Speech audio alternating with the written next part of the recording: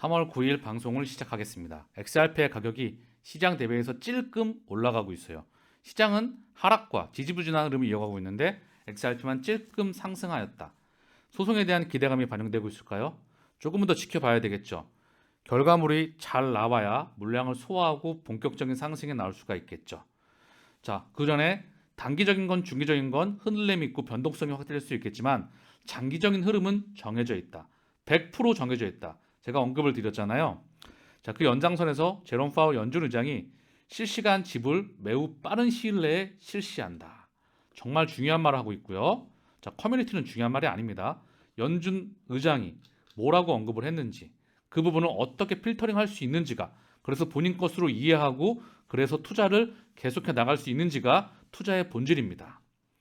제롬 파월 연준 의장이 미국의 은행 계좌 간의 실시간 지불에 대해 매우 빠른 시일 안에 할 것이다. 자, FRB 연방준비제도의 반기 통화정책 보고회의에서 이같이 말했다. 자, 여기 자료가 나와 있죠. 영상에 나와 있는데요. 파월 의장은 미국의 잠재적인 부채 디폴트 위험부터 스테이블 코인까지 다양한 주제에 대해 토론했다.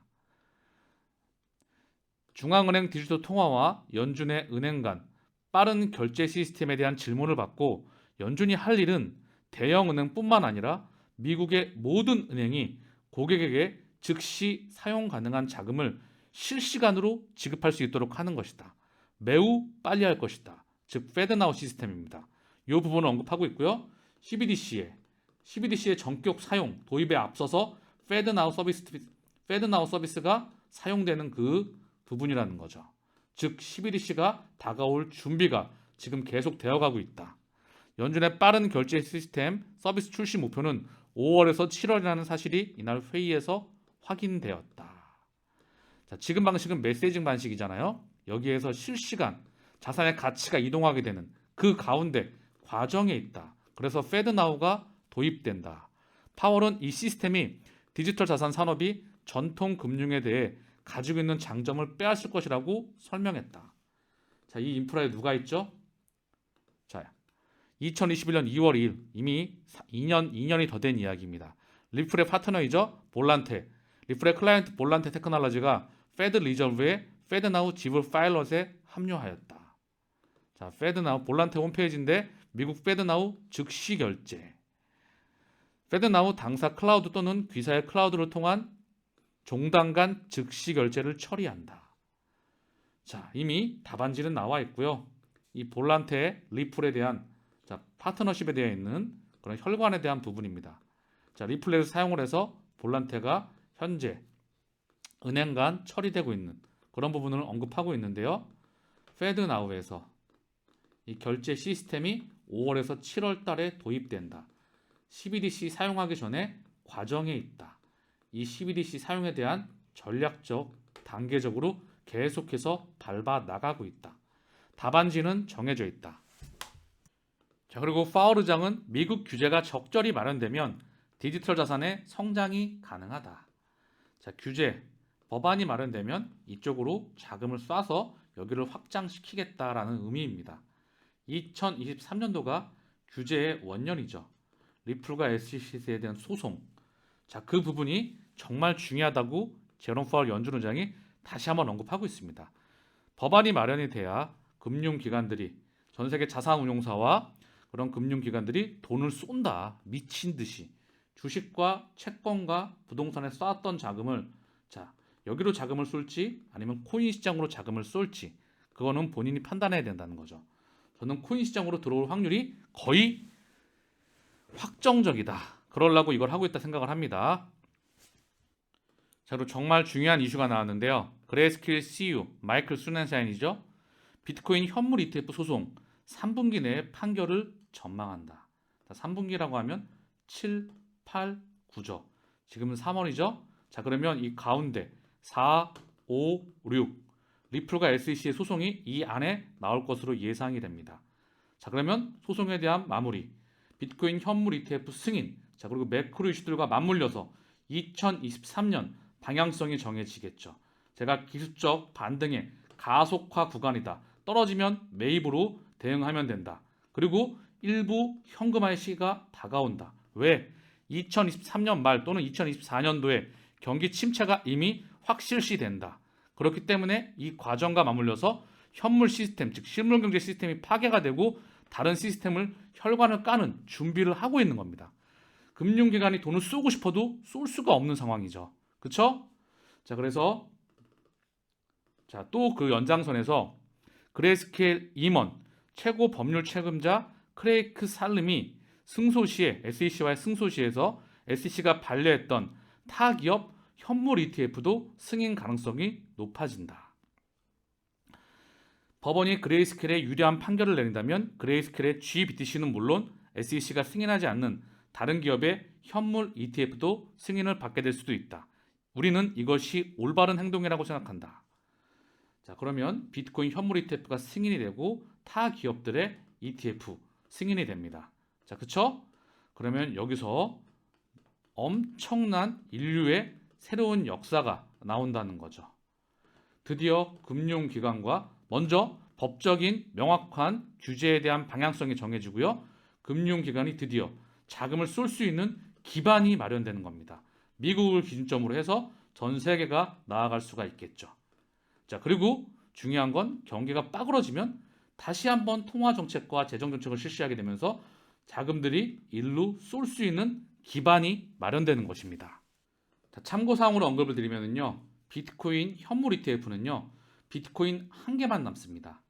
장기적인 큰 그림을 그려드리면요. 이거는 지금 비트코인 현물 ETF. 자, 그리고 타 자산운용사의 ETF가 들어오겠죠. 그리고 다른 코인들의 ETF도 추가적으로 따라올 겁니다. 그리고 미국뿐만 아니라 유럽뿐만 아니라 일본, 중국, 아세안, 자, 그리고 남미, 그리고 호주, 중동, 인도 모든 5대양 6대주에 있는 자산운용사와 금융기관들의 자금이 물밀듯이 쏠 수 있는 기반이 마련된다. 고작 1조 달러, 1300조입니다. 시가총액. 여기서 제가 1000배 플러스 마이너스 알파이다. 시장. 그러면 어디에게 어떤 코인에게 자금줄이 가장 많이 갈까요? 자, 제가 어제 말씀을 자세하게 드렸죠. 그 기준으로 해서 각 섹터별 1등, 리플, XRP, 비트코인, 이더리움, 그리고 타 섹터의 1등을 가격이 빠질 때마다 모아가라. 그 전략은 1년, 2년, 3년, 5년 장기적으로 유효하다. CFTC 위원, 글로벌 금융시장 웹3에 의존하는 시대에 올 것. 이미 인프라는 다 깔려 나가고 있습니다. 법안이 마련이 되면 금융기관이 자금을 쏩니다. 그리고 시장은 확장되게 되겠고 실물 경제에서 곧바로 전환점이 이뤄지게 되겠죠. 인류의 대전환, 그 대전환기에 여러분들은 초기 시장 참여자입니다. 그리고 시장 규모가 커지게 되면 자금이 커지겠죠. 그리고 그때는 또 자금이 커진 그 자산에 맞춰서 돈이 안전하게, 큰 자금이 안전하게 움직이는 투자 방법을 또한 익히시면 됩니다. 지금도 지지하는 투자가 원칙이겠지만 그때도 또한 마찬가지입니다. 미국 하원 금융서비스위원회에서 암호화폐에 대한 포괄적 규제 법안이 2개월 내 표결에 붙여진다. 정말 의미심장한 또한 뉴스가 나왔죠. 저는 보면은요, 미국 하원 금융서비스위원회가 2개월 내 암호화폐에 대한 포괄적 규제 법안을 표결에 붙일 계획이다. 자, 미국의 의회에서 결성된 디지털 자산 소위원회의 위원장은 2개월 안에 해당 법안에 대한 위원회의 표결이 이루어지길 기대한다. 3, 4월 디지털 자산 업계 이해관계자들의 의견을 듣고 입법 제안을 고려하는 데 노력을 기울일 계획이다. 자, 2개월 내 표결이 붙여지게 되면 3월, 4월, 5월, 6월. 자, 그리고 리플과 SEC에 대한 소송, 비트코인 현물 ETF. 자, 이제 시계추와 나침판의 흐름이 어느 정도 윤곽이 드러나리라 생각합니다. 자, 인도 암호화폐 기업 자금 세탁 방지 법적 의무화. 자, 인도에서도 법적으로 계속 규제가 마련되는 그런 분위기가 감지가 되고 있습니다. 대한민국에서도 끊임없이 미디어를 통해 언급되고 있죠. 그리고 인도에서도 미국에서도 분위기에 대한 시그널이 감지가 되고 있습니다. 즉 시간이 계속해서 다가오는 듯한 느낌이 듭니다. 자, IMF 총재가 조기 금리 인상 완화 안 돼. 미 연준 현재 경로 유지해야. 제 기준으로 필터링 하겠습니다. 아직 자금 들어오면 안 돼. 자금줄 들어오지 마. 우리가 들어와 있어. 우리가 좀 더 들어와야 되니까 니들은 조금 이따 들어와. 알겠지? 라고 저는 언급을 하는 것 같아요. 자, 그래서 이 부분이 근거는 제가 언급을 드렸죠. 기술적 반등 흐름에 있다. 그리고 연준의 금리 인상 중단이 다가오고 있다. 그 과정에서 노이즈의 흔들리기의 과정이다. 빠지면 뭐하라. 이렇게 정리할 수. 자, 브래드 갈링하우스가 SEC는 등록 토큰 거래에 인프라가 없다. 즉 제도와 규제 자체가 없다. 리플 CEO는 SEC에는 등록 토큰 거래를 위한 인프라가 없으며 이러한 토큰이 무엇인지에 대한 명확성을 제공하지 않았다고 지적했다. 그럼에도 불구하고 SEC 위원장은 암호화폐 기업에 대한 금융규제기관에 등록할 것을 수차례 강조해왔다. 자, 제가 보기에는 그냥 쇼입니다. 자, 그래서 오늘 방송을 통해서 방향성에 대한 명확성에 대한 그런 시간이 다가오고 있음을 저는 감지하고 있습니다. 자, 리플 법률 고문, 법원의 전문가 증언 배제 관련 판결, 리플에 유리하다. 스튜어트 알도레티가 자신의 트위터를 통해서 법원의 전문가 증언 배제 판결을 보니까 리플이 승리할 수 있다는 자신감이 커졌다. 자, SEC가 XRP 토큰 구매자들의 타인에 의한 수익 기대치를 증명할 수 있는 전문가 증언이 배제됐다. 유일한 전문가 증언. 반면에 리플 측에는 리플의 컨트랙트가 하이테스트 컨트랙트에 적용되지 않을 설명해줄 전문가, XRP의 세금 및 회계 처리를 증명해줄 전문가 증언은 배제되지 않았다. 자, 분위기가 리플 측에 유리한 것으로 지금 예상이 된다라고 언급하는 부분이죠. 자, 분위기가 좋은 느낌이 계속해서 감지가 되고 있습니다. 자, 줌 월렛, XRP 기반 줌 월렛에서 영국 결제 서비스 프리와 파트너십을 체결하였다는 소식입니다. 자, 포스트 단말기를 통해서 줌 월렛에 보관되고 있는 암호화폐를 통해서 결제를 할 수 있게 됩니다. 자, 그리고 프리의 가맹점 및 이용자를 대상으로 암호화폐 결제 솔루션을 제공한다는 거죠. 즉, 혈관은 계속 확장하고 있다. 미친 듯이 확장하고 있다. 소송으로 눌러놨다. 근데 그 소송에 대한 방향성이 곧 나올 듯한 느낌이 감지가 되고 있습니다. 전 세계 미디어를 통해서 주요 국가들을 통해서 이미 언급이 되고 있습니다.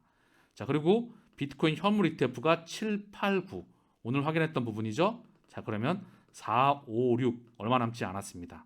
4년에 대한 기다림, 흔들거리더라도 빠지면 모아가라. 그리고 이미 결과물은 정해져 있다. 글로벌 금권을 중심으로 해서 거대 금융 기업들, 다국적 기업이죠. JP모건, 모건스탠리, HSBC, 시티, 뱅크 오브 아메리카, 웰스파고, 기타 금융 기관들, 그리고 다국적 송금 기업들, 그리고 신용 평가사들, 그리고 신용 카드사들, 비자, 마스터카드를 기준으로 한 IMF, 월드뱅크, ADB, BIS, 세계경제포럼, 그리고 빌더버그, 이 모든 부분은 이미 설계가 되어가는 부분에 있다고 생각을 합니다. 설계되었던 부분이 이제 속도 조절을 하면서 우리 눈앞으로 다가오고 있는 겁니다. XRP의 가격이 현재 업비트 기준 522원. 최근에 반등이 나왔죠? 양봉이 3거래일 4거래 가까이 나왔는데요. 거래량도 살짝 돈반되었습니다. 업비트 기준으로도 거래 대금이 1위예요. 중요한 건 소송에 대한 결과물이 이제는 나올 것 같습니다. 4월, 5월, 6월 그 기준점인가. 그리고 따라오는 7, 8, 9 비트코인 현물 ETF 승인이 나오겠죠. 자, 이제는 방향성이 정해져야 돼요. 이미 몇 년을 끌었죠. 소송으로 말입니다. 그런데 중요한 건 글로벌 경기 침체가 다가오고 있다. 그리고 금융기관, 가계, 기업, 정부, 금권, 은행이죠. 요 가장 위에 있는 얘네가 자금을 쏠 수 있는 기반이 마련되어 가는 그 중심에 있다. 경기가 폭락하고 다시 한번 통화 정책을 실시하게 되면 이쪽으로 자금을 쏠 수 있는 길을, 혈관을 만들어 놓는 것입니다. 귀에 꽂히시죠? 그렇기 때문에 그렇게 흔들어대는 겁니다. 지치지 마시고요. 목적지는 정해져 있다. 자, 비트코인은 2,910만 원. 자, 좀 빠졌죠? 흔들거리면서. 그러나 이 물량 소화하고 윗방향으로 갈 확률이 무척 높다는 부분 언급을 드렸어요. 이더리움도 200만 원. 자, 좀 빠졌죠? 빠지면 모아가는 전략은 유효하다. 다음 반스까지 들어갈 수 있는 시기는 지났다. XRP는 바닥권에 있기 때문에 열심히 축적해도 되겠죠? 자, 그리고 전반적으로 해외 증시는 혼조세를 보이고 있어요. 나스닥 0.4% 상승, S&P 0.14 강보합권, 다우는 0.18 하락, 강보합 약보합에서 혼조세. 자, 시장 지표도 원달러 환율이 1321원. 자, 그 부근에서 원화 약세. 달러 또한 105.64, 63 달러 강세. 자, 시장이 증시는 혼조세, 원화 약세, 달러의 강세, 위험 자산에 전반적으로 좋지 않은 흐름이 이어지고 있어요. 미 국채금리 또한 3.98, 4%대에 육박하면서 자, 이게 연준에 대한 방향성이 스탠스가 전환될 때는 급속도로 채권 시장은 금리, 시장 금리를 나타내죠. 금리 시장. 자, 그리고 외환 시장. 여기서 그리고 증시와 코인과 부동산, 특히 증시, 부동산 여기서 굉장히 다른 흐름이 보여집니다. 우리는 그들의 의도를 알아차렸다고 생각을 합니다. 이미 제 방송에서 수없이 언급을 드렸어요. 2023년은 본격적인 기술적 반등의 해이다. 다가오는 기술적 반등을 준비하시기 바랍니다. 마치겠습니다.